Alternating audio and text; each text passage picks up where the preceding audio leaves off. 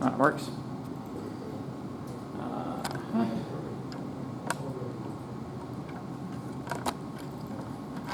Oh.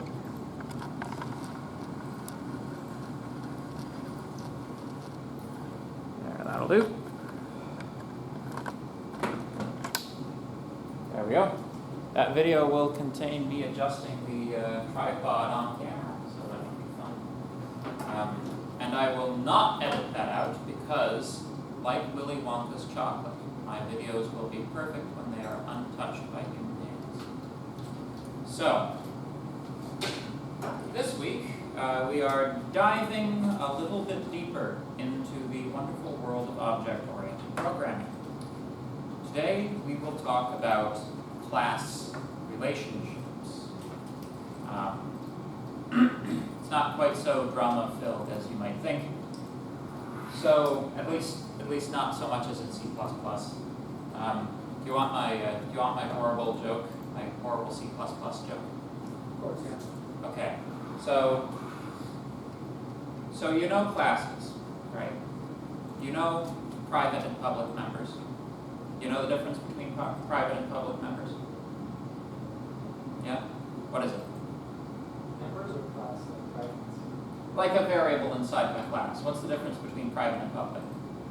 See, this is a teaching joke. Private schools with public schools. Sure. So for public, anyone can access it. For private, only you. So in C++, you can designate particular classes as being friends of other classes, which, by the way, is a unidirectional relationship. I can be your friend, but you're not my friend. But anyway, do you know what friendship gives you in C++ classes?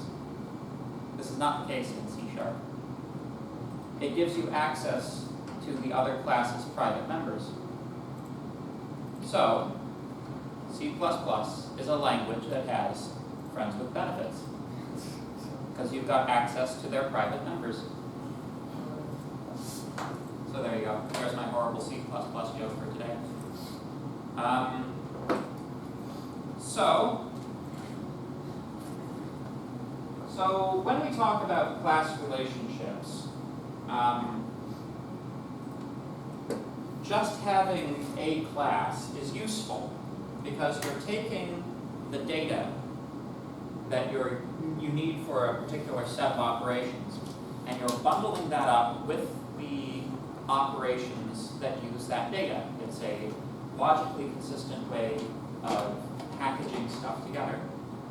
The net effect, or what you're trying to sort of, the mental model you're trying to produce for a class is you want to think of classes and objects the same way that you would think about objects in reality, right? Well, physical reality rather than virtual reality. However, in actual physical reality, the categories of things are not just single solitary categories that have no relation to any other categories. As a matter of fact, many categories, categories relate to other categories by means of very basic English words. Like, we're talking like 2- and 3-letter English words. So let me take an example, right? How is an apple similar to an orange?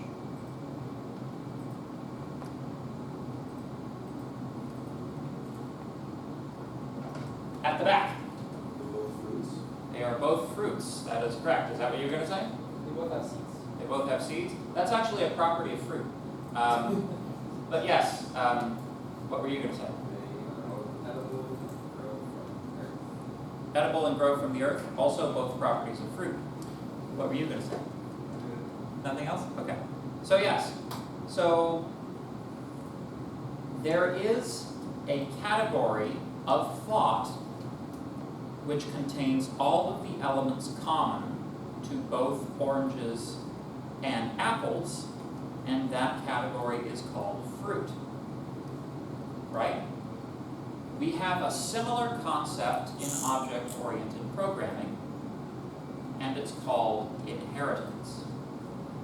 So, in object-oriented terminology, we would say that both apple and orange are derived from a common class, fruit. That is to say, apple inherits elements of its definition from the fruit class. So, the orange class also inherits elements of its definition from the fruit class. Some features which are common to all fruit are things like contains seeds, grows on a plant, right? Now, things get a little more complicated from here, obviously. Let's expand this a little bit. Let's say that we have lemons, lemon, orange, and pomelo.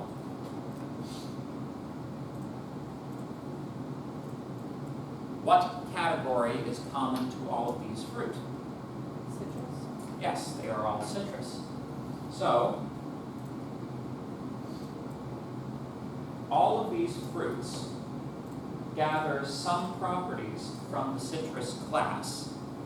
These properties are things like the flesh is segmented, it contains I'm not sure what they're called exactly, but the little juice nodules inside of the sections of the citrus fruit. That's a property common to all citrus fruit. Although other things will vary greatly in the citrus family, like degree of sweetness, degree of acidity, right? There are structural commonalities to all citrus. That being said, the definition of a citrus fruit itself derives from the definition of fruit. So just because something is a citrus fruit doesn't mean it's not magically not a fruit anymore. It still has seeds, it still grows on a plant, right? So, when we are setting up inheritance hierarchies, these can be quite deep. Does this make sense? Let's try a geometric example. So,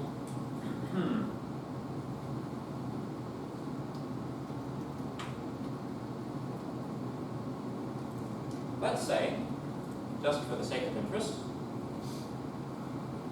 we wanted to define a point in two-dimensional space.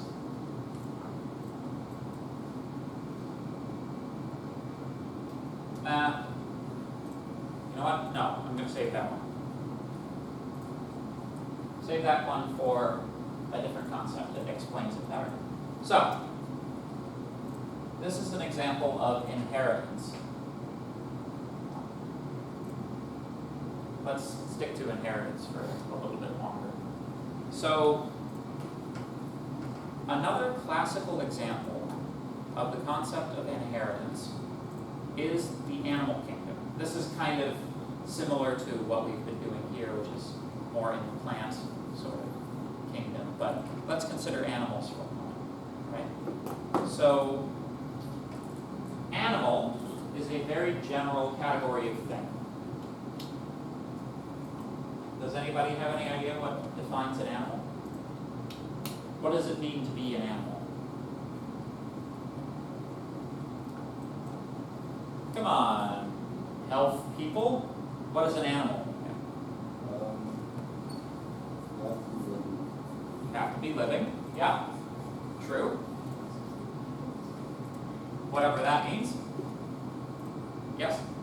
Animals are land-based. Are fish animals? As a matter of fact, they are. The animal kingdom includes fish, worms, snails, even certain microscopic organisms. So animals are living things that reproduce, that eat and poop. Sponges are, for example, an animal. So you don't, the term animal might imply that the thing is animated, right? That it moves, but in the case of sponges, there are such things as sessile animals that don't actually move. Nevertheless, non-photosynthesizing is another property of animals, right? So among animals, we take the animal kingdom and we divide it into, I think, phyla is the next one down. So what sorts of things, what sort of categories of animal are there?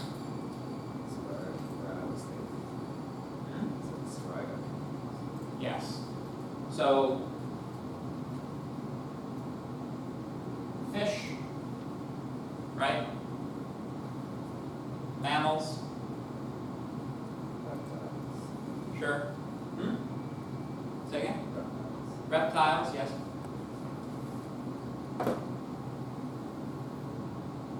And my absolute favorite animals. There you go. Birds, yes, birds are a kingdom, I think.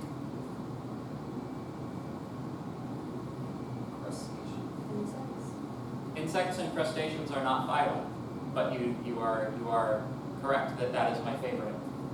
They're called the arthropods.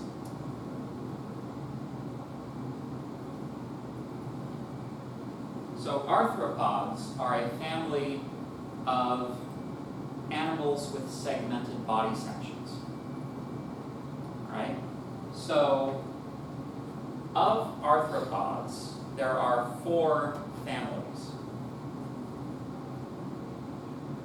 One was already said, crustaceans.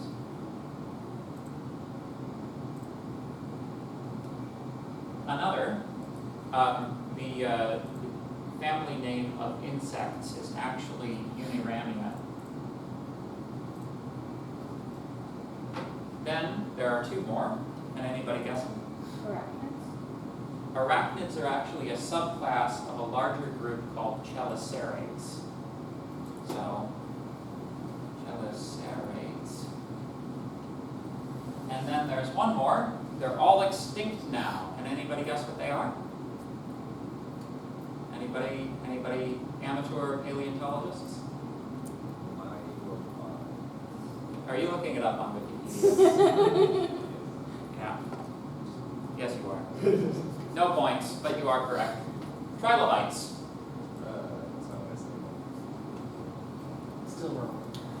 Yeah. So, among these additional categories, you could take, for example, chelicerates, divide those into spiders, scorpions, and other things in that group, right? So, as you go down the hierarchy, you are talking about more and more specific things, right? But so let's just imagine that we follow this down a little bit further and say crabs, and then what's a specific type of crab? Snow crab. Right? So,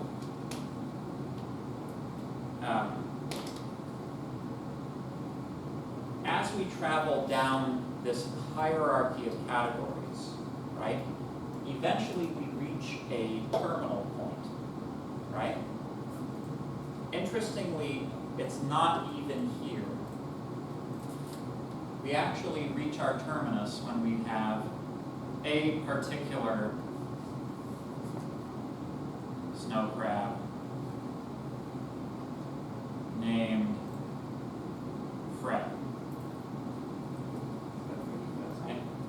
Fred, or I guess what's Mr. Krabs' first name? Eugene, I guess. Eugene.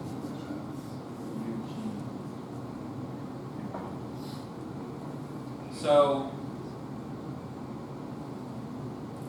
as we travel down through the hierarchy, right, most of this hierarchy cannot be instantiated as an actual existing physical thing, right?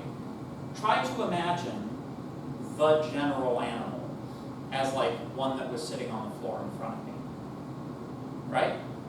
You can't. It's too broad a category. Nevertheless, it's still a useful category for organizing thought, right? So, pardon me, when we write classes for computer programs, we are not always concerned that the class should be specifically instantiated to create an object. Many classes are produced for the only purpose of creating inheritance hierarchies. Does that make sense? Perhaps a little bit? So, if you want to take an example from Unity, when we write a script in Unity, all of our scripts inherit from a class called MonoBehavior. The MonoBehavior class contains many definitions which are useful to scripts attached to objects. For example, the definition of, like the base definition of update exists in MonoBehavior. Without the definition in MonoBehavior, there would be no update method to call, right? The MonoBehavior class tells Unity when to fire the update method, right? But you would not create a MonoBehavior in Unity, right? You wouldn't create an instance of that class. Instead, you create instances of scripts which derive from that class. Does this make sense so far? Okay. So,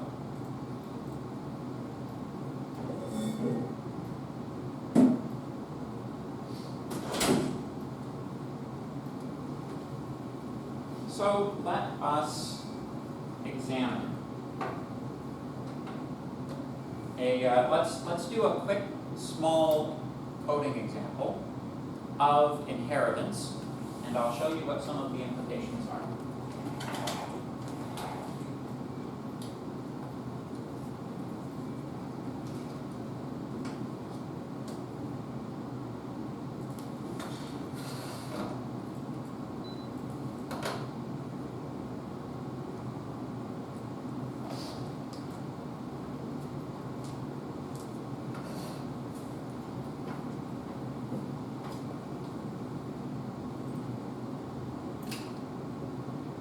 Oh, one final note on all of this.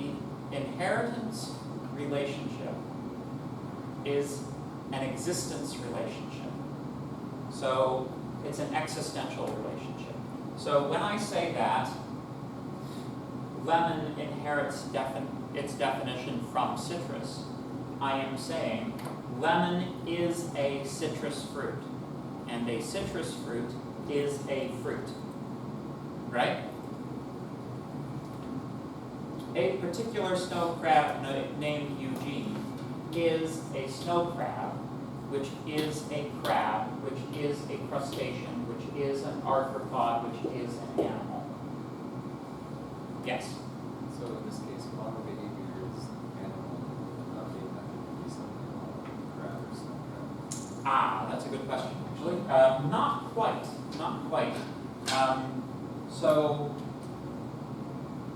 So, in programming languages, languages are defined such that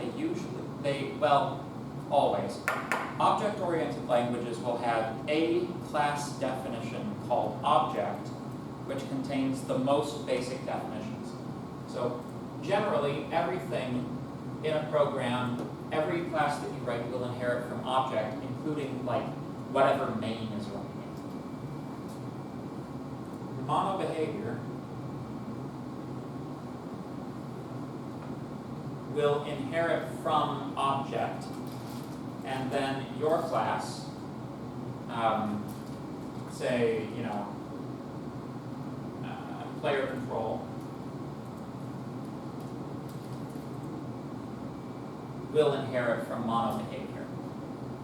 So we haven't quite defined it yet, but in effect, what inheritance means inside of an object-oriented language is that all definitions contained in the superclass become available to the subclass. So every definition in object is also in monobehavior. Every definition in monobehavior is also in player control, right? So you can think of it as a way of taking other classes and including their contents in your own class. Does that make sense? Okay. So let us make a new project.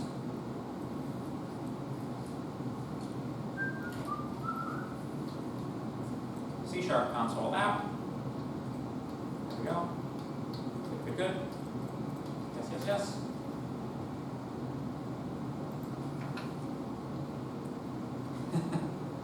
I just noticed the C# console app has Mac OS as like one of the listed target platforms, but the IDE doesn't even support it. How funny is that, right?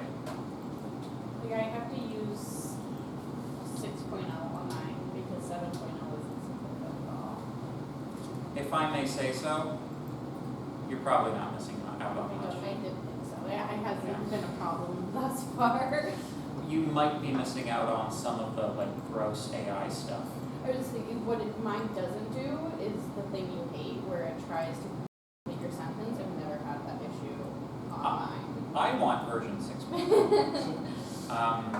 There are lots of alternative IDEs that you can use, but unfortunately, eventually we're going to be doing like Windows forms, like designing form windows, which you do kind of need Visual Studio, but 6.0 should work fine, so I wouldn't worry about it. I think you'll be fine. Let me know if you have any particular difficulties.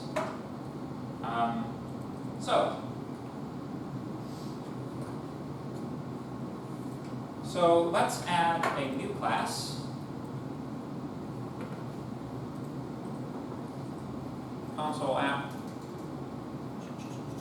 Let's see here, add new item. Call this vehicle. .cs. Add. There we go. Oh, get rid of all of this stuff we don't need. Stuff we don't need. Stuff we don't need. There we go. Class vehicle. Oh. Speak of the devil, and he's bound to appear.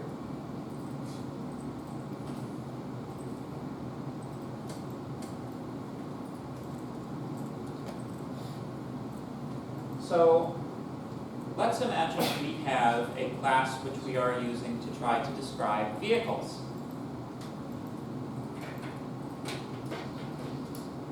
Where's that? Okay, there we go. So question. What sort of vehicles might we describe?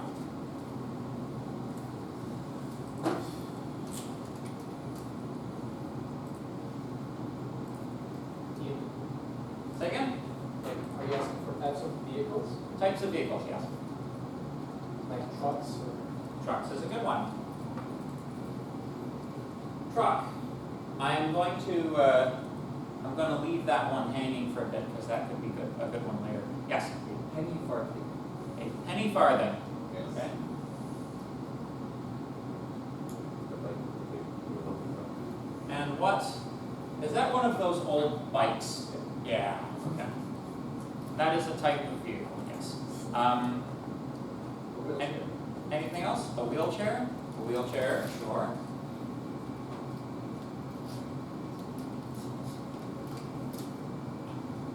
Pogo stick. Pogo stick.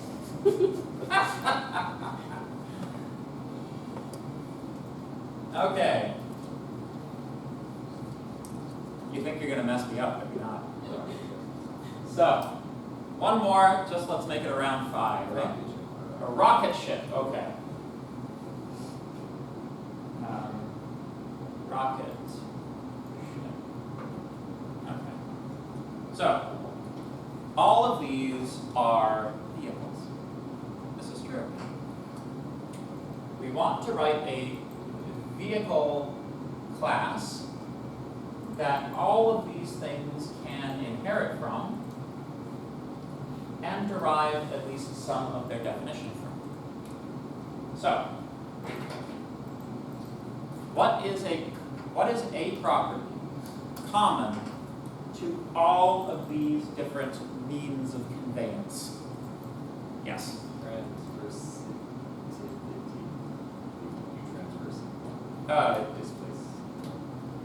This is true, but I'd like something a bit more concrete.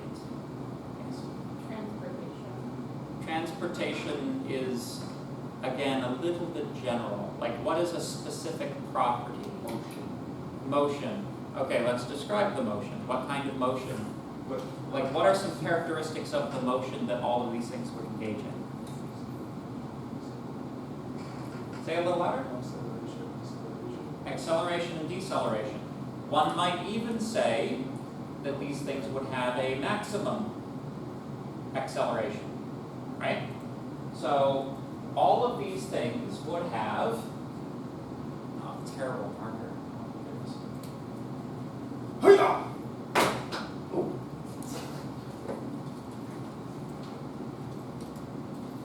That was close though. So all of these things would have a max acceleration. Sure. What else might they all have?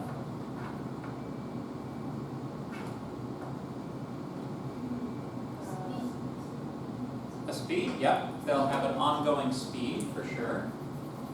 Or perhaps we can just like say all in one go, they will have all of the properties of motion, acceleration, velocity, and position, right? So you will have acceleration, velocity, and position, right? The way to control them or direct them. They do have a steering mechanism. Well, does a pogo stick have a steering mechanism? I feel like your body would be the steering mechanism. Sure, okay. I'm going to leave that one out though because that's a bit less mathematical and I want to make these into variables. So I think that's good enough for now. So, yes? When you say the vehicle have like passenger compartment? This is true. Passenger. So, aside from the fact that passenger, like a particular passenger, would be an object of another class, right? You would write a class for a person, and you associate that with the vehicle class to say there is a person in this vehicle. Aside from that, a thing which all of these means of conveyance would share is a designed maximum number of passengers, right? Max passengers. Okay, so we have some data. Now let's think of some methods. what do all of these things do? What are some methods that would be common to all of these means of conveyance?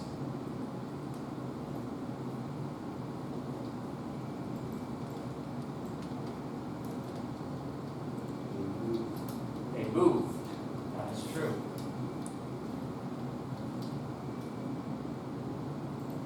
Presumably having something to do with their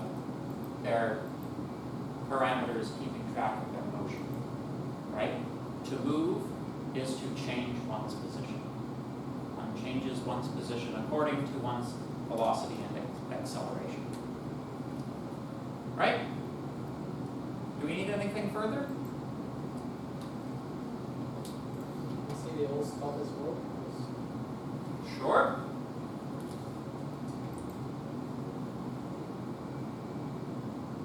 They would actually all be useless if there was no way of stopping them once they got going. That's probably enough. So, class vehicle. Let's create a few variables to represent our values here. So, I'll start off with float acceleration, float velocity, float position. Now, if we were doing this in Unity, we would use the vector3 class to represent components in a three-dimensional system. At the moment, we are talking about acceleration, velocity, and position in a strictly linear, one-dimensional system. But let's just keep it simple for the time being. All right? We also have max acceleration, float max acceleration, and float max passengers. Now, I want everybody to note something very important here. We are not selecting particular values, right? Things like max acceleration and max passengers, that is very different for each of these different means of conveyance. Therefore, because these are not properties common to all vehicles, we don't provide them inside of the vehicle class, because the vehicle class is supposed to contain only that which is common to all of them. Does that make sense? Good. That being said, you could perhaps make some design decisions. For example, when we create a new rocket ship, that rocket ship does not start in a state of being turned on, or the engine firing, right? We could say that we create these objects with zero initial position, velocity, and acceleration, right? We can say that that is probably fine. That's probably fine. So, there we go. Yeah.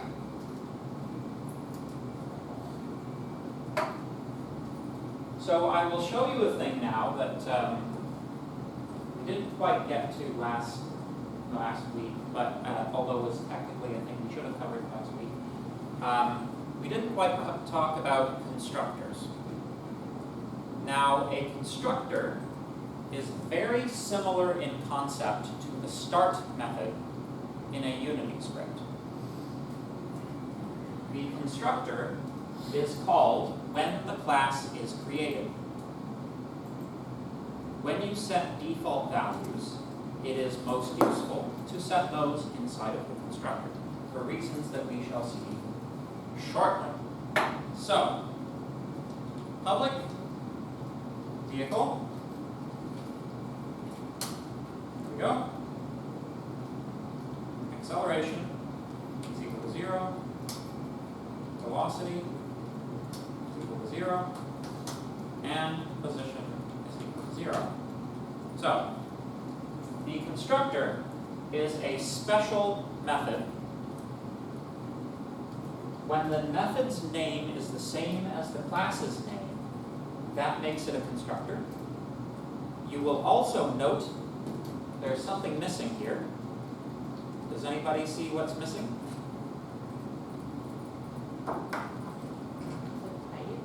The return type, yes. We also don't have a return statement. Constructors are a bit different. A constructor always returns the same thing, regardless how it's written. A constructor returns a reference to the newly created object. When we create an object, for example, vehicle V is equal to new vehicle, what this thing right here is a call to the constructor. The return value of that is a reference to the newly created object, which then gets stored in the V variable. So that's how that actually works. Right? That's why the syntax here. We create a new variable, V, of type vehicle, that is, it's a reference to a vehicle object.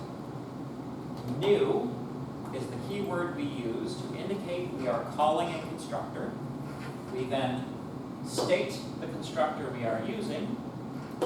That produces the reference gets assigned to V and is then available for later use in the program. Does that make sense? So far, so good. So, let's, I'm going to add the move method now very quickly just so that we have something other than the constructor. So public void move. The purpose of move will be to modify the position according to speed and to modify the speed according to velocity. So position plus equals speed, and speed plus equals acceleration. Oh, sorry, velocity. Okay, Mr. Compiler, if you're going to be persnickety about it. There we go. So far, so good? Good. So now, let us define one of our subclasses. Who wants to pick one? Which one should we do?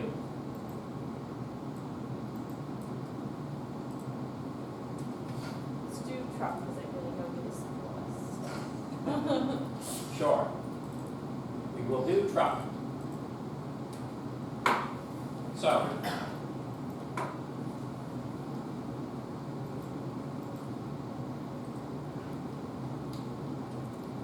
we make a new class. Add new item. Truck.cs.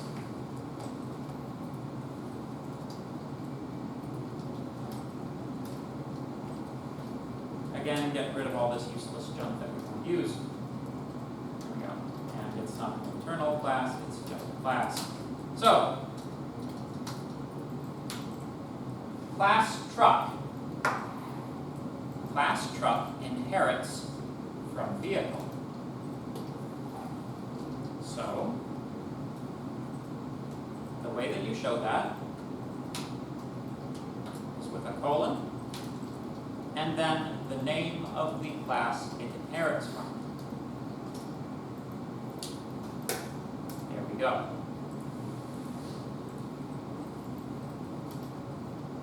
Even with only this much, we can see some interesting effects. So let's flip over to our program.cs. Let us create a new object of type vehicle and a new object of type truck. So vehicle V is equal to new vehicle, and truck T is equal to new truck.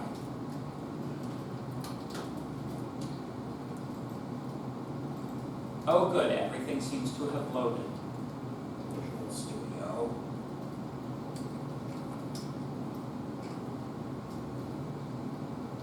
So, if we say v dot, I need to make everything public? Okay, alright. Silly me. Let's make everything public just for the time being.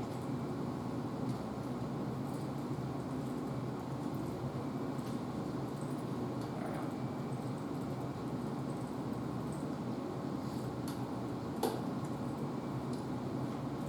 So, going back to our program, we can say something like v dot max passengers, let's say v dot velocity is equal to 9, t dot velocity is equal to 10.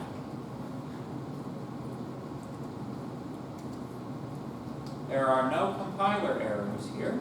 This is a correctly formulated program. Now let me ask you a question. Did we define a velocity variable in our truck class? We didn't define much of anything in our truck class. Our truck class contains precisely nothing. However, it still has the velocity parameter. Other things that the truck will have include the move method, which we define.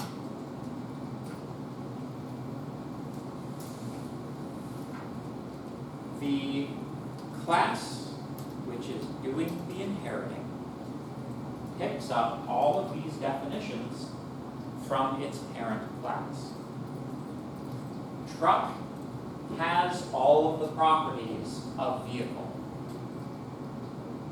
And when I say has all of the properties, I mean they are variables in the truck class provided to it by the definitions in vehicle.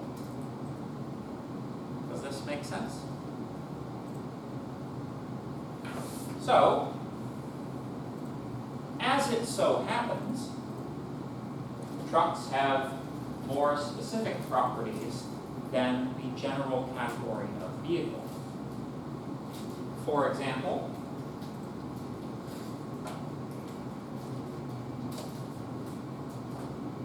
a truck would have a maximum acceleration and a truck would have a maximum number of passengers. So, let's create a constructor so that I know that there are many different varieties of truck, and perhaps we've not distinguished between pickup trucks and transport trucks and all of the different trucks, and trucks in the British version of Thomas the Tank Engine sense, which are not conveyances for passengers at all, but you know, that's okay. We'll just think of pickup truck as being the truck, right? The truck we're talking about.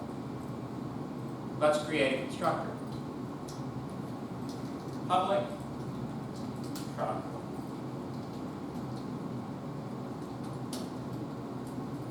We can set values for max passengers. Probably 5. If it's one of those ones that has the second row, you know. Max acceleration. Interesting question. Pickup truck max acceleration.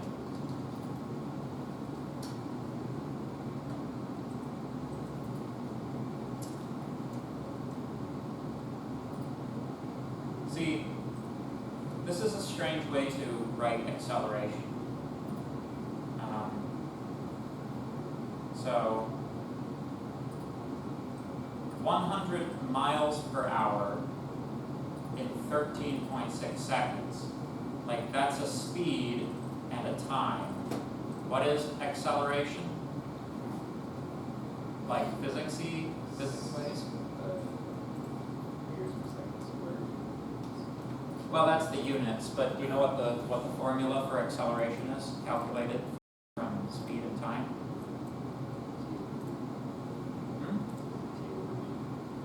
It's the other way around, v over t. So it's,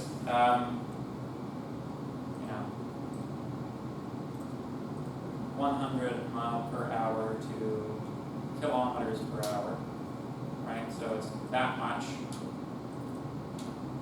divided by how many seconds? 13.6. There we go. So it's 11.8 kilometers per second squared, which of course, if you want that in meters, would be multiplied by 1,000.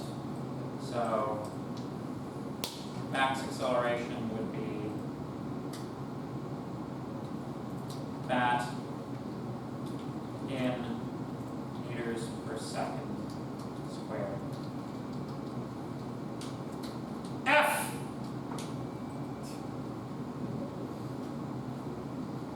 F's. Could we get some F's in the chat for C#'s double app and float conundrum, which seems omnipresent? Like, why wouldn't it just cast it to double if it needed to be a double? It doesn't. Like, I don't get me wrong. I'm in favor of static typing, but this seems extreme. Even for a statically typed language, this seems extreme. Anyway, so good. So let's see. Oh, and just for the sake of interest, I'm going to set these non-zero just so we can see how data is flowing.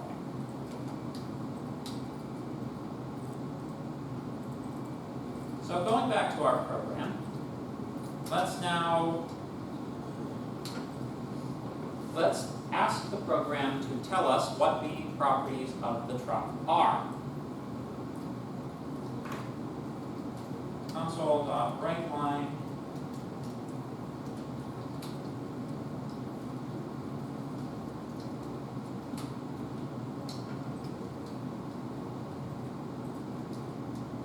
t.max acceleration, sure. T.max passengers, T.acceleration, T.velocity, and T.position. There we go. Let's just see what our parameters are.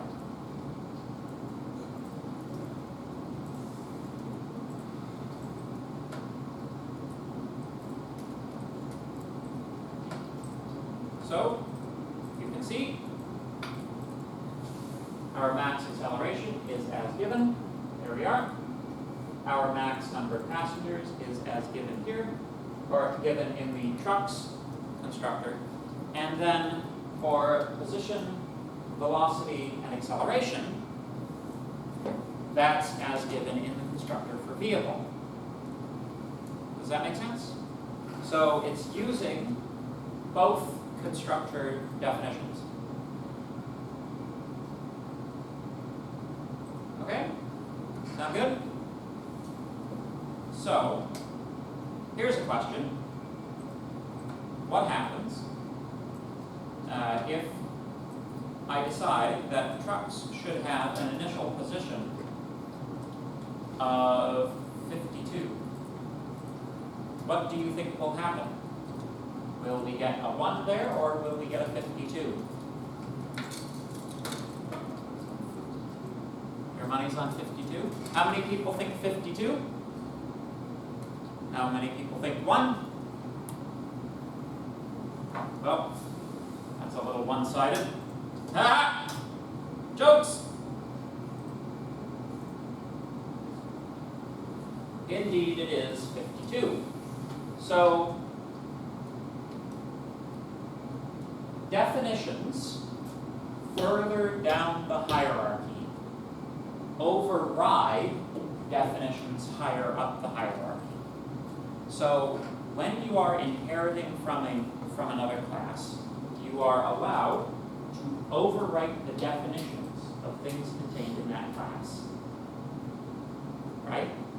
This is exactly what we're doing. Precisely what we're doing when we use things like the start and update methods in scripts in Unity. We are overriding the definitions provided in monobehavior. Does that make sense? So far, so good? All right. Any questions about inheritance in a kind of a general sense? Because I'm going to swap to a different concept at this point, if everybody's cool with this one.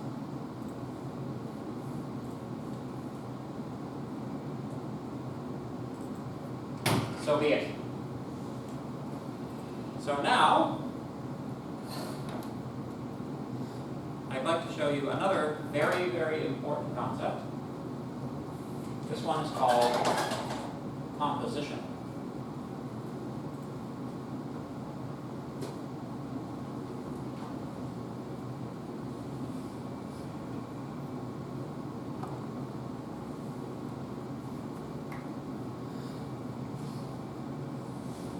Composition is sometimes called association. I think that's a bad term for it. I think composition is a much better term for it.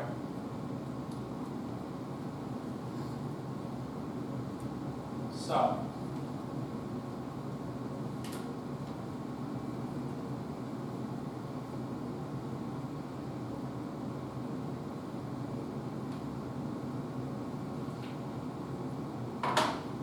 let us consider points in space. Points in space! So, let's imagine we have a point class which defines a zero-dimensional object at a location in three-dimensional space. Right? What is a one-dimensional object? What do we call it? Nope. Points are zero-dimensional objects because they have neither length nor width nor height. A line, that's correct. So a line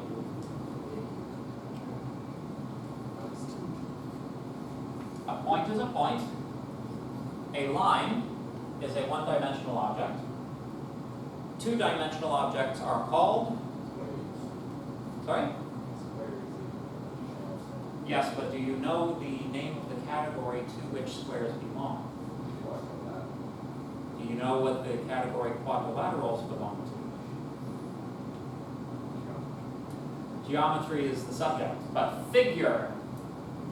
We go points, lines, figures, and then what's the next one up for a three-dimensional? A three-dimensional object? What is a cube? Starts with an S. Nope. It's also one of the three states of matter. There we go. Solid.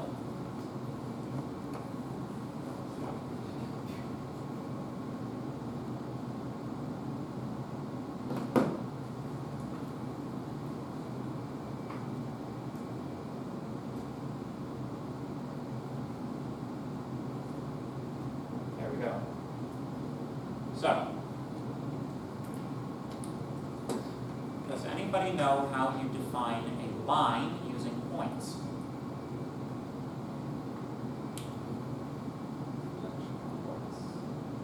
collection of points. That's one way of viewing a line, is as a series of points infinitely close to each other, moving in a straight line, or a curved line, or something like that. But I'm thinking more like, if I were to minimally define a line in geometric space, how might I go about doing it using points? Define the beginning of the line and the end of the line with the points. Precisely. This technically means we're talking about line segments, right? Rather than rays or lines which are not segmented. But that's, clearly we're talking about line segments here. So, we define 2 points, A and B, or something like that. We can define a line using 2 points. Is a line a type of point?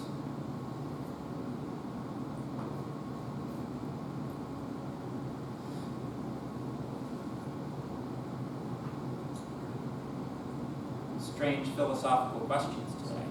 Didn't realize you were coming to philosophy class, did you? Your teacher told you to stand on the line. It's like a multiple. Well,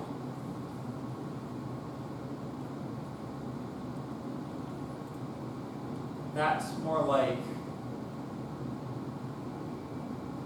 a projection of like a three-dimensional body of such as yourself onto a one-dimensional object, like a line becomes perhaps a point. But yes. Suffice it to say, not what I was looking for. So, is a line a type of point? Don't think too hard, just say yes or no. Yes? No? Correct. A line is not a type of point. Therefore, a line would not inherit its definition from points. Instead, we might say that a line contains 2 points, or a line has 2 points. So, in technical point of fact, we use a different sort of arrow to indicate this, but a line has 2 points, right? Figures. You can actually define figures in 2 different ways.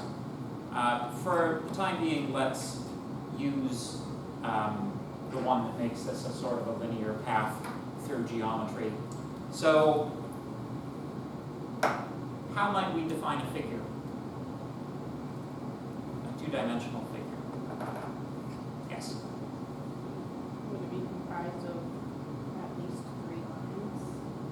Yes. So, figures would be composed of at least 3 lines, as the triangle is the figure with the fewest number of sides. If you get any less than that, then you are still a line. Yes? Would a circle be a line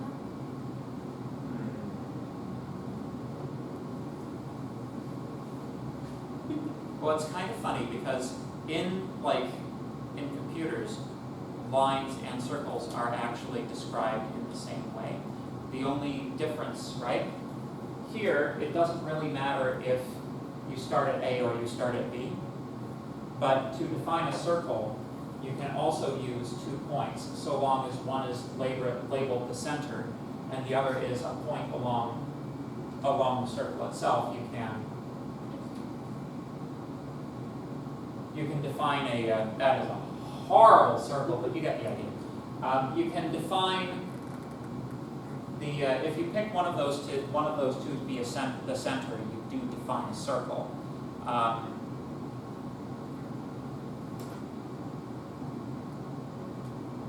Which is another figure, which I guess that would mean that this constraint wouldn't be the case. It would be at least one line, right?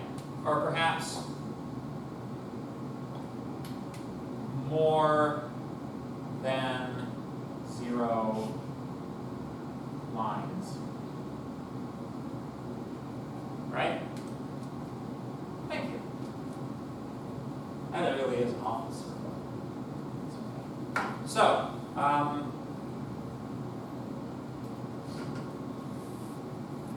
how do we get from a solid, how do we get a solid from figures?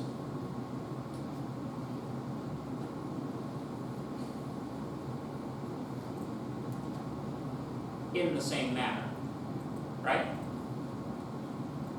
In order to have a solid, in order to define a solid, one of the ways we can do that is by describing all of the faces of the solid as figures in 3-dimensional space, right? So, this cube is not so much just a cube, it is a square with a square attached, with another square attached over here, right? And you know, if all of the corners of each of the figures occurs with other corners of other figures in a particular manner, you end up with a solid. And if you don't, you end up with like what do you call them? You know that those bugs in like that one Assassin's Creed game where like people's faces were missing? You guys ever see that? No? Okay. Alright. I'll show you what happens when not all of the corners line up.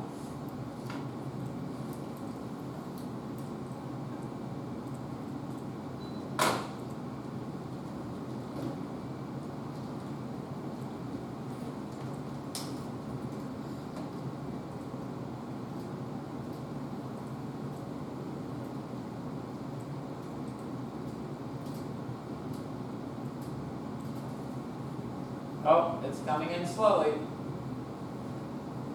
as it fades in. There we go. So like, who knows what the root cause of it was?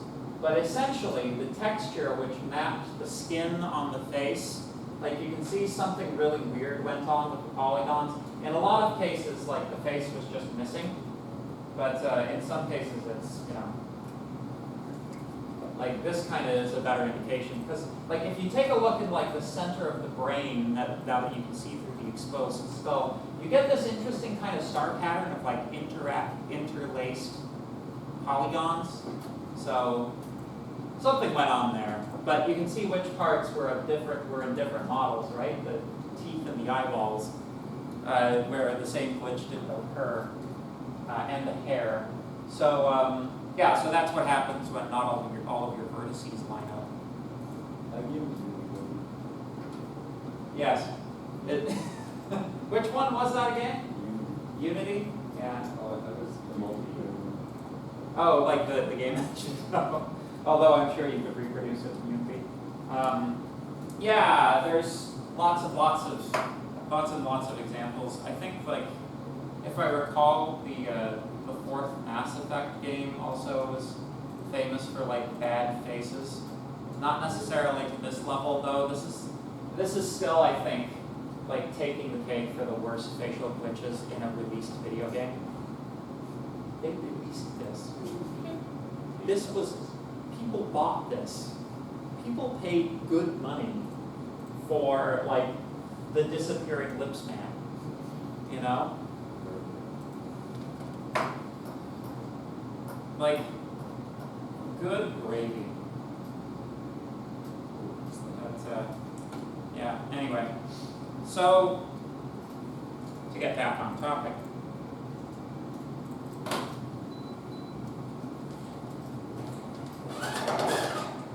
So, when we say that a line has 2 points, we are talking about a composition relationship. Classes can have references to objects of other classes as members of their own class. And I know that's a long sentence, but all that means is that a bicycle can have wheels, right? A line can have points, right? So let's, I know I just shut the thing off, but let's do a code example. Nah, we're gonna do a new one. I mean, if we wanted to, I guess we could like define a wheel class, and then a truck has 4 wheels, or I guess possibly 6 wheels if it's one of those ones that has the 4 wheels on the back. But yes, pogo sticks have no wheels.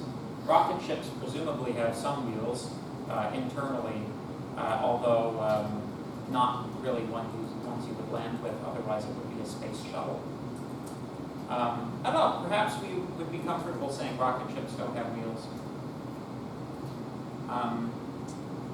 Because it's kind of a weird one, because it's a vehicle that requires another vehicle to get it to the point where it can be used as a vehicle. So like, is the rocket ship conveyance device a part of the rocket or not?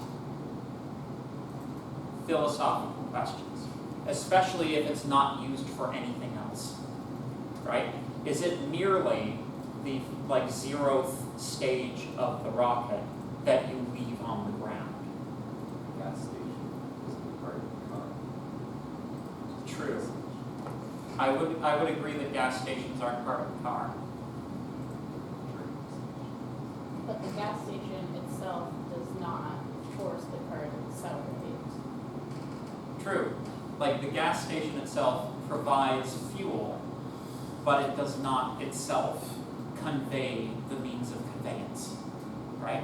Like if the definition of a vehicle is something that moves a person, if a person is in the rocket when it's on its vehicle that's taking it to the rocket launch pad, right? Is the whole thing the vehicle, or is it still just the rocket that's the vehicle?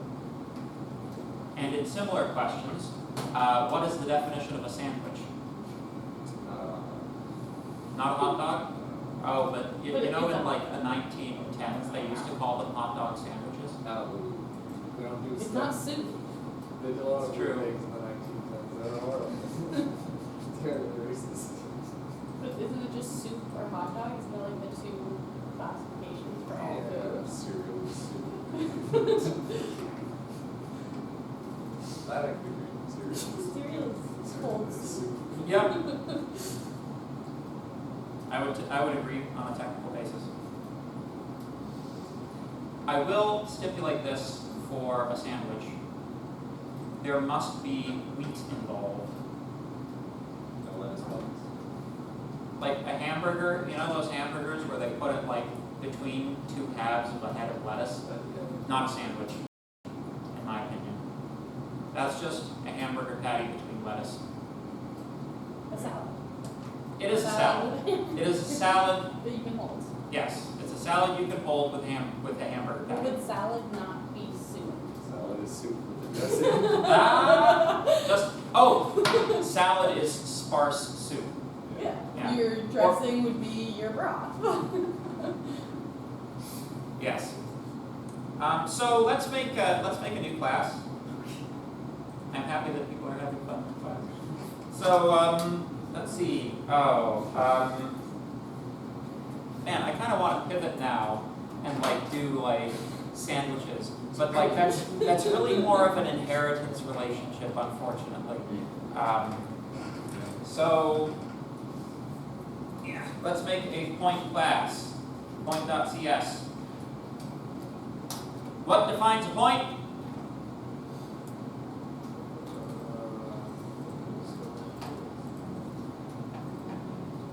What are the properties that a point has? We did this last time in class, I think. Yes? An X and a Y. An X and a Y, yes. Let's make it X, Y, and Z for now, because we might, in theory, work this all the way up to a solid. So, public we'll just worry about, we won't worry about privacy. Public float x, y, and z. Haha, did you know you could do that? Save a lot of time. Save a whole bunch of time. So, yes, let's put a constructor in. Public point x is equal to 0. Well, actually, okay, I'm going to take this opportunity to show you something else that you can do with constructors. You can write them so that they require parameters. So,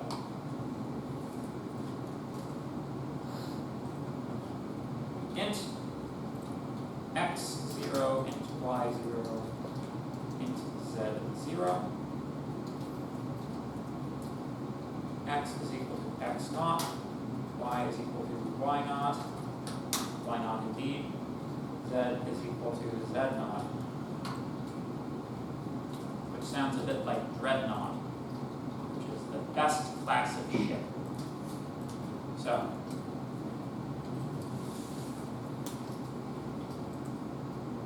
So far so good? The way that this gets used, when you create a point, as we'll be doing fairly shortly, point A is equal to new point. Inside of the round braces, you now are required to provide values. 5, 7, 13, for example. Those values will be passed through in the manner of a normal function and assigned to the values inside the class. So this is a way of creating the class with non-default values, which are nevertheless set at the beginning of the program. Make sense? So, now that we have a class for points, let's make a class for lines. So, do we remember how many points a line had? 2, that's right. So let's create, add new item, line.cs. And I really wish it would just leave me alone. Class line, there we go. So, note how my fingers do not type the colon and I do not inherit from the point class. Right? We are not inheriting from the class. We do not wish to define this as a new type of point. We want to use points, multiple points, in our definition. So, point A, point B. We're going to go from point A to point B. Now, let's create a constructor. Public line. There we go. Now,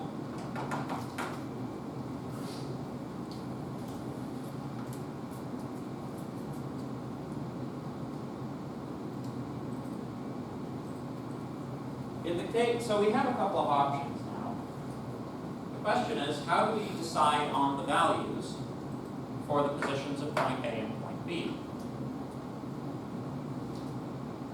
The rest of it, the guts of this, will look something like A is equal to new point, doing something, and B is equal to new point, taking something.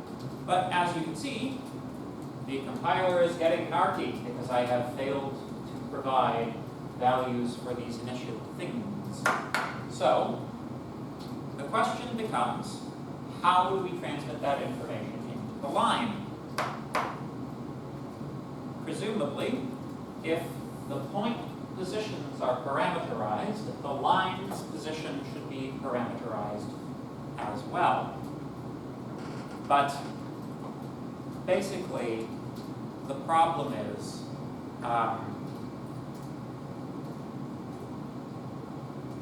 the main problem is I don't want to write out 6 parameters when 2 will do, right? So rather than create these new points, well, no, we shouldn't, because we're going to end up into problems with references. Okay. AX, wait, am I making these as integers? Because they should be floats. Have I made a mistake? I have made a mistake. Make them floats, please. Thank you all. There we go. Float! Float a y, float a z, float b a, wait, b x, float b y, float z, and then we can say ax, ay, az, and here we can say bx, by, bz.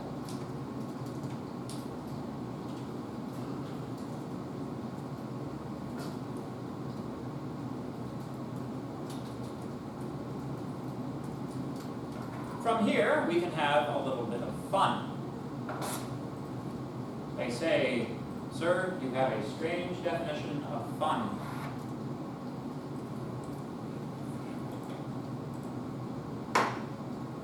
A thing which you can very usefully do, a thing which can be a useful thing to know about with respect to points, is the distance from one point to another. How do we calculate the distance between 2 points? From a geometric standpoint, the shortest distance between 2 points is a straight line. You just calculate the difference of the points. Nope. So that would be the case if we were working in taxicab metric. But if I have a point here and a point there at 1, 4, 4, and 7, 13. Pythagorean theorem, and do you guys remember what the extension of Pythagorean theorem to 3 dimensions is? We did that in class like some number of weeks ago. It's like,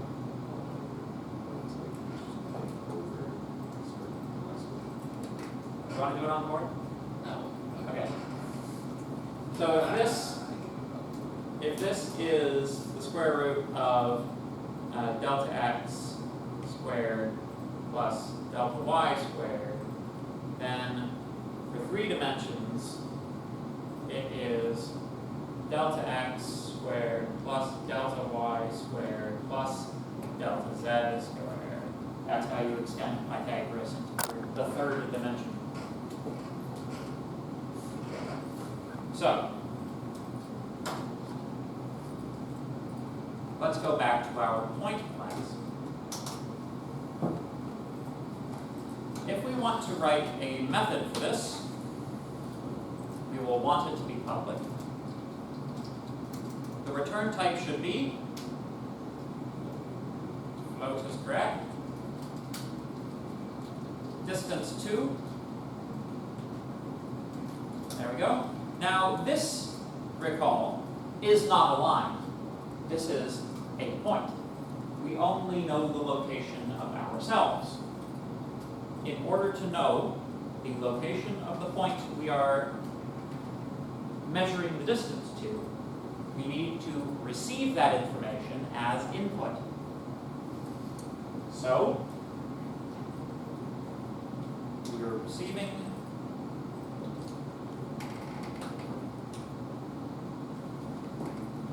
distance to point other. Oh, no semicolon.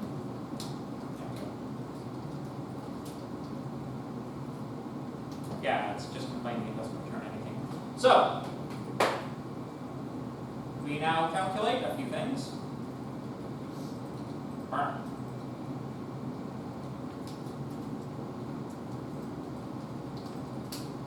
delta x is equal to this dot x minus other dot x.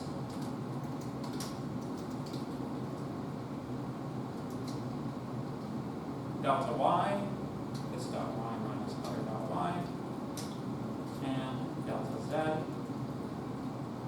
this dot z minus other dot z. Return math f dot square root,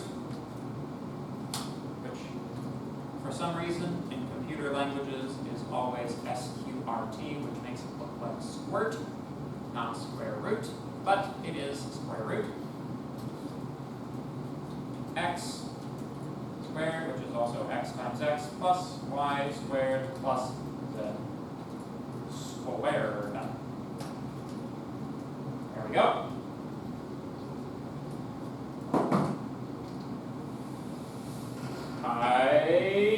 Pythagoras.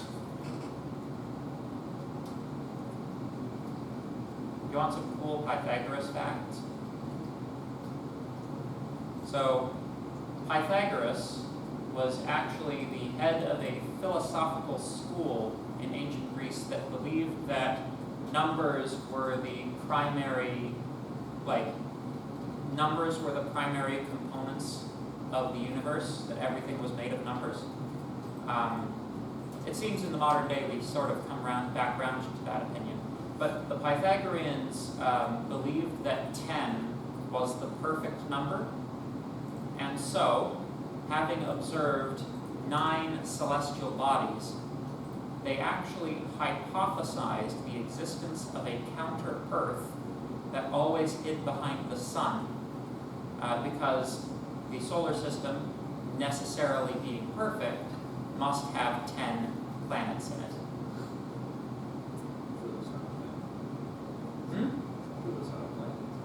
Well, I don't think they would have been able to see it with their technology at the time, right? Like, this is prior to the invention of telescopes. Well, I think they're also counting the moon. So it's like the moon, the sun, plus however, I guess 7 planets, which would have been the ones they named after. Yeah. But, right? I found that interesting. They were a little bit, they were hopped up on a bit too much math, the Pythagoreans. And I say that as a man who is deeply indebted to math. So anyway, so this method takes a point as its input, calculates the distance between this point and the one that was input. You may remember our this keyword from Unity. This is a reference to the object under consideration. It's generally used to avoid namespace conflicts. So one thing you may have thought this was a bit strange, me putting the zeros here. As a matter of fact, I can leave them out, but this becomes kind of an error. We haven't talked about scope that much, but if I have a float x, anytime x occurs, the compiler will assume the most local context is the one that's applicable. So here, it thinks I'm assigning x to itself, which is, of course, silly and useless. So that's why it's saying represents a single precision floating point number. Assignment made to same variable. Did you mean to assign to something else? Yes, Visual Studio, I did mean to assign to something else. Thank you. So if you pull in this .x, you'll notice that Visual Studio is even doing a little bit of syntax highlighting for you to attempt to help. Class variables are given in white. If you put your cursor on them, it will highlight all other instances of the use of that class variable, except, well, this is kind of a, don't pay attention to that. Same thing with this. If you put your cursor on the x, which is the input x, it will show you where it's being used. And note, it's not highlighting this one. So this breaks you out of the referential domain of the function, and it refers to the class variable instead of any locally declared variables of the same name. So, all that being true, let's go to the line. So, in the line class, we might usefully ask, what is the length of a line? Right? Because we have the distance between 2 points defined in the point class, obviously the length of a line is the distance between its 2 endpoints. So we can write a method, public float length, which merely returns a dot distance to b.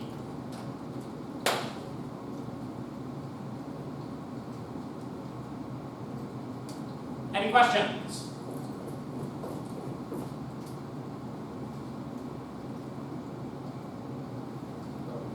Yes. About this wiggly line. Wiggly line? Which one? Where? So this function only works for a straight line. It doesn't work for a smooth. Oh. Yes. True. It doesn't work for arcs, and it doesn't work for splines. You know what a spline is?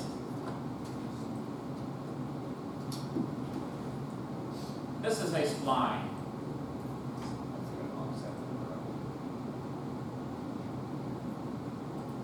Basically, it's like a series of arcs where you're defining like the radius and a center point of various arcs that are like interchanging as the line is going along, and that's splines are the mathematical representation of what you might call irregular curves in computers.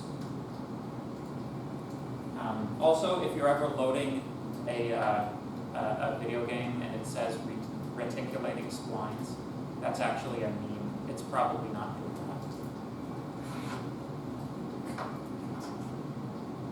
Well, the reason it says reticulating splines is because these are called reticules.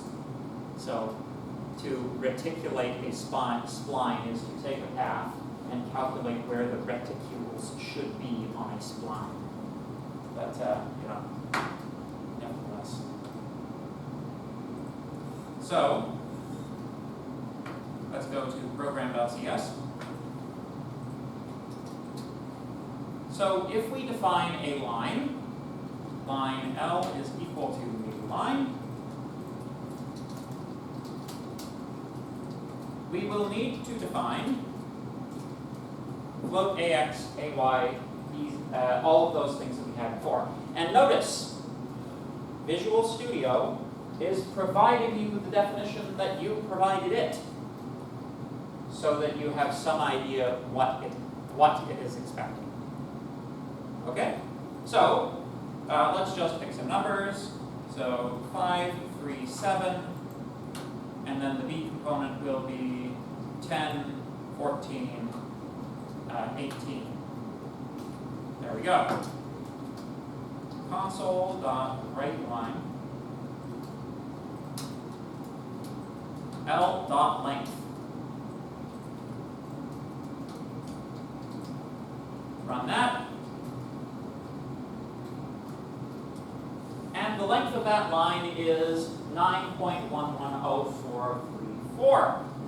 So you can see, part of the whole point of object-oriented programming, from the perspective of the program using that calculation, that is a very simple way to get that, right?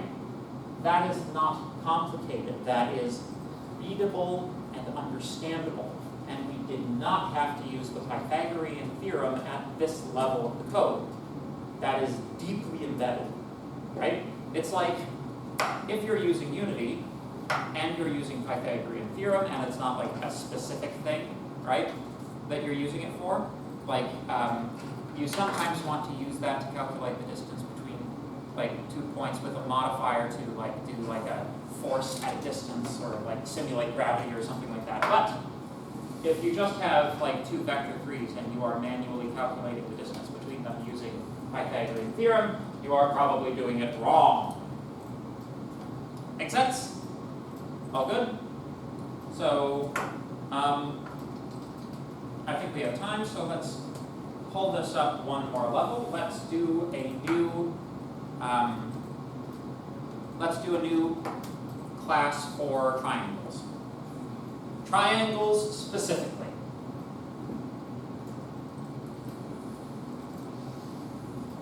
But it is the opinion of this mathematician that if there was only one figure, that figure should be a triangle.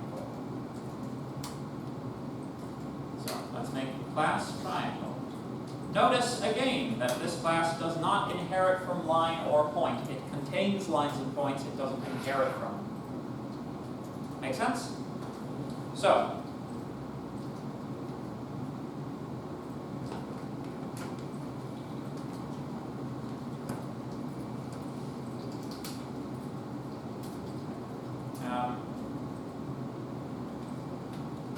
three letters that aren't X, Y, Z, or A, B, C. Go. L, M, N. Good. L, public line M, public line N. There we go. Constructor, public triangle, not triangle.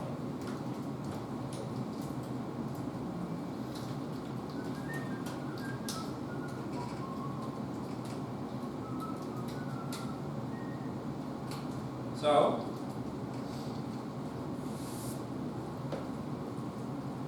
although our triangle is going to be composed of 3 lines, you can also define a triangle using 3 points. So, I'm going to take 3-point objects as inputs to the triangle and then construct our lines from them. Okay? So, point A, point B, and point C. Although, actually I should use more letters again. Another set of 3 letters that aren't any of the ones we've used before. Go! X, Y, Z. We used X, Y, Z in point, or in point, yeah. E, F, G. Very good. E, F, G. Very good. All right. So,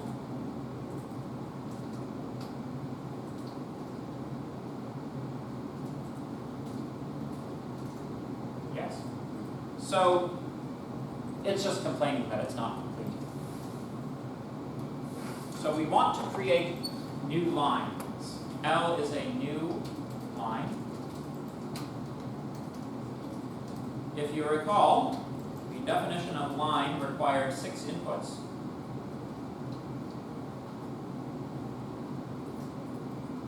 Saying this is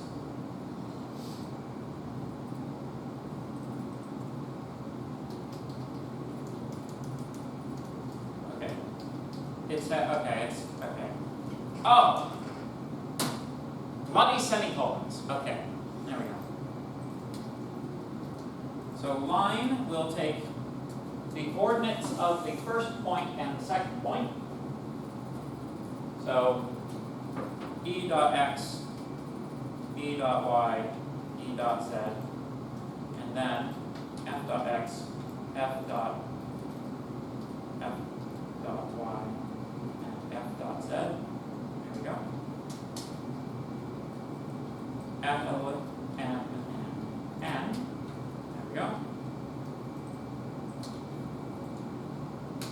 next line, F goes where E goes, and G goes where F goes.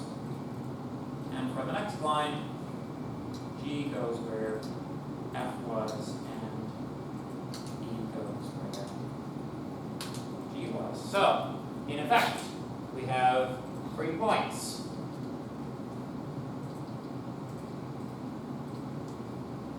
Both points E, F, and G going from E to F. E to F, that becomes L. Going from F to G, that becomes M. And going from G to E, that becomes N. And there we have it. Now,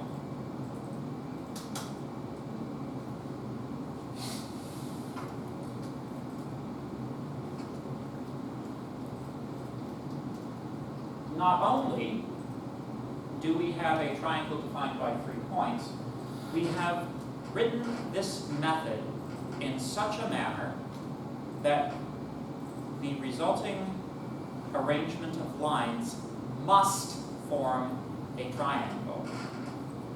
We cannot, for example, have a triangle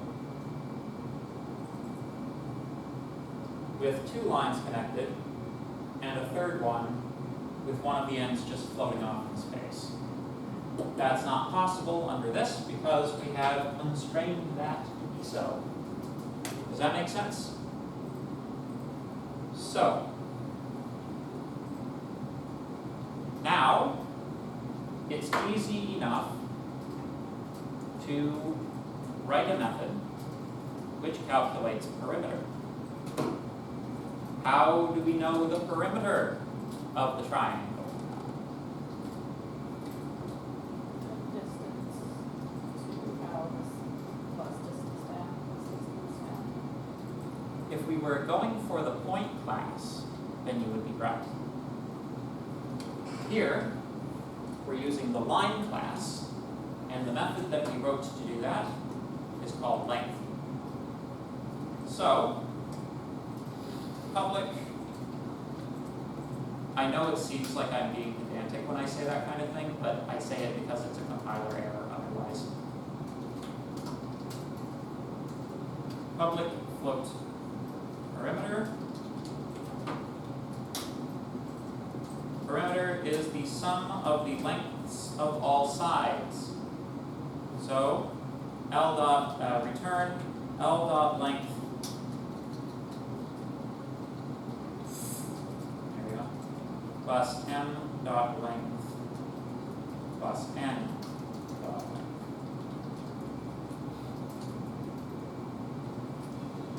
Which, of course, again, is very simple and readable and understandable. This gets a little bit fuzzy, but hopefully this makes a lot of sense. Like, by using classes, we are able to encode things more simply and easily at higher levels, right? Or at different, like, as you go down the hierarchy, things become simpler if you've arranged your classes correctly. Does that make sense? Any questions?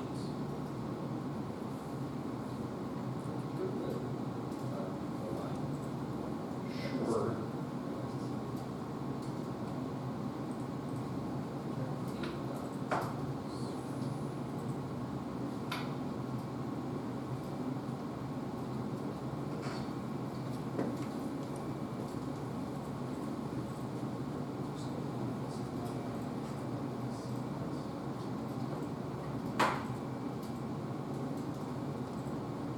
Let's take a look at point.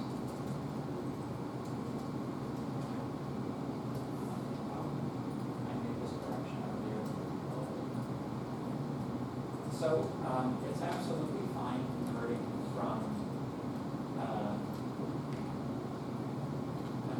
from float or from integer into float, because that doesn't result in the potential loss of data.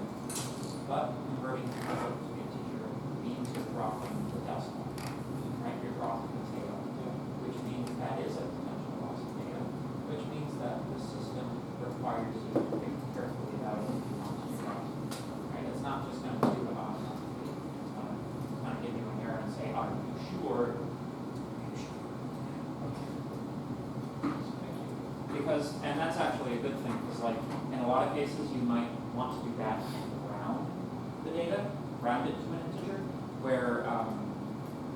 if you just straight up perform the integer conversion, you will lose the tail between. It's called truncation. So it won't round it. Like 49.9 will truncate to 49, not 50. Right? Because it drops the tail. Yeah. Okay. Does anybody else have any code they'd like me to take a look at?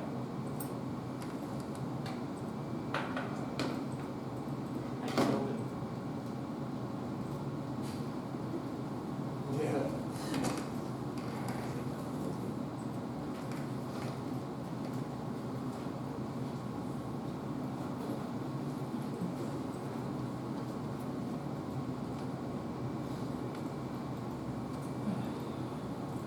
Okay. I don't think I can get into anything. I don't think the 4 minutes we have remaining in class is enough time to really get into any more topics. And if nobody has any further questions, then I think I will dismiss the class so that all of the questions people have immediately after I dismiss the class, you can ask those. Okay? So class is dismissed.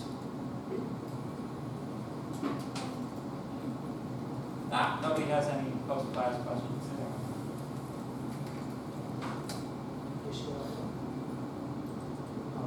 I guess I did that. Yeah. So I'm just sort of related to like an assignment. Just like What, the old inheritance thing? yeah, no, I understand. Like, make multiple pages like this and this. Oh, Expect from us. so that is generally the way that classes, like it's preferred that you work with classes. Basically, and this is true in Unity as well. When you write a new script, it's a new file. In Unity, all classes, or pardon me, all scripts in Unity are a class that you're defining. So yeah, the general rule is one class per file. It's just it keeps the program a bit more organized. I know all of ours are short, but yeah. Question? So to actually do anything with triangles, I would have to like define keep it define the points first, work on it here, or it's like it won't just take 9 Yeah. different things as So you know how we define a new vector 3 on the fly? You can do the same thing with that. Points, Yeah, new point. and then there was the 3 here. Yeah. And then I have another question too. So I'm going to be writing such a test next Friday after the networking lab. So like an hour after our lab together. Sure. Would you be able to just write out like a brief review, not to have something you want to do in class, just like some point by point, so I know exactly what I need to know. Yeah, can you shoot me an email to remind me to put that together for you? Absolutely. I want to see this.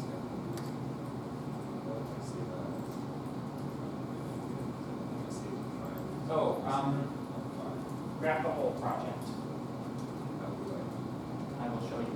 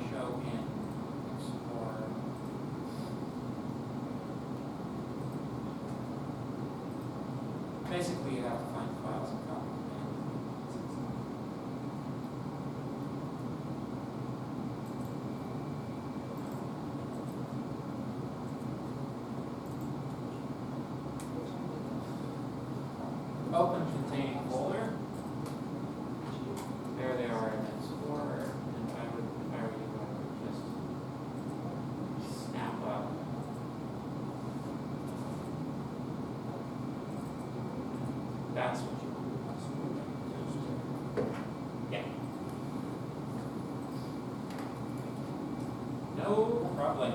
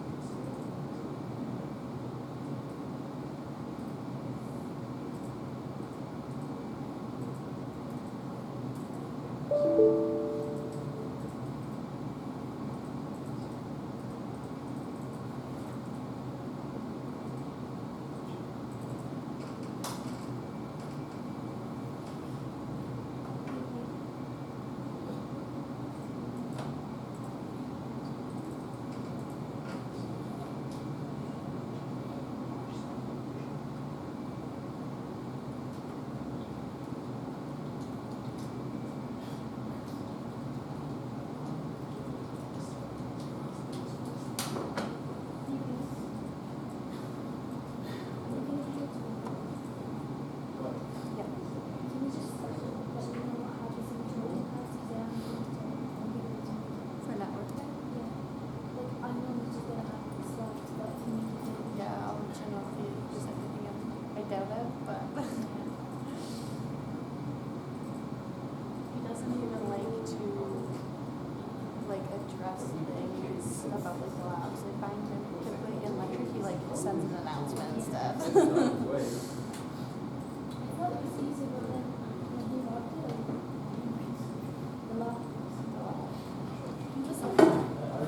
I did well on it, and he was like, I did well on it, but then he was like, oh, like, you should have mentioned this stuff, and I'm like, what is that stuff? None of this is something we talked about. I have published the code. It was recording, right? I think it's still recording. Oh, okay, cool. Good. I will shut it off. You said talk about. It's in the lecture, I have